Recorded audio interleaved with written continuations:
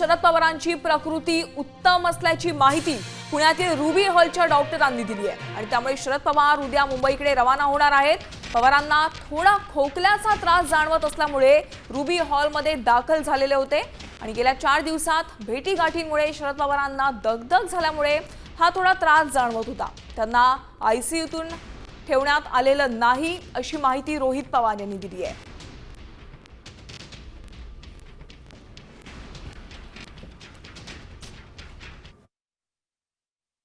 Physical exertion झाल्यामुळे छातीत कफ झालेला आहे, म्हणजे छातीत थोडंसं कंजेशन आहे आणि आम्ही योग्य त्या तपासण्या पाठवलेल्या आहेत आणि ट्रीटमेंट चालू आहे।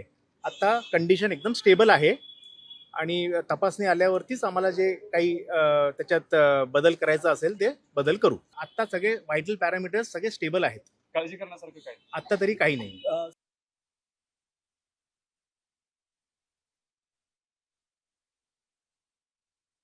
डॉक्टरांनी सांगितलं की पवार साहेबांची तब्येत आता नॉर्मल आहे। आयसीयू मध्ये पवार साहेब नाही आहेत, एका प्रायव्हेट रूम मध्ये आहेत। आत्ताच त्यांच्याशी मी स्वतः चर्चा करून आलेलो आहे, त्यामुळे कुठेही काही घाबरण्यासारखं टेन्शन घेण्यासारखं अजिबात नाही। आपण ज्याला कंजेशन म्हणतो म्हणजे कफ हा थोडासा काही प्रमाणात तिथं झालेला आहे। आत्ता पुढच्या काही वेळामध्ये रिपोर्ट्स येतील। माझ्या अंदाजाने इथंच 1-2 दिवस ठेवलं जाईल आणि गाडीलीच त्यांच्या प्रायव्हेट गाडीली मुंबईला साहेबांना त्या ठिकाणी नेलं जाईल।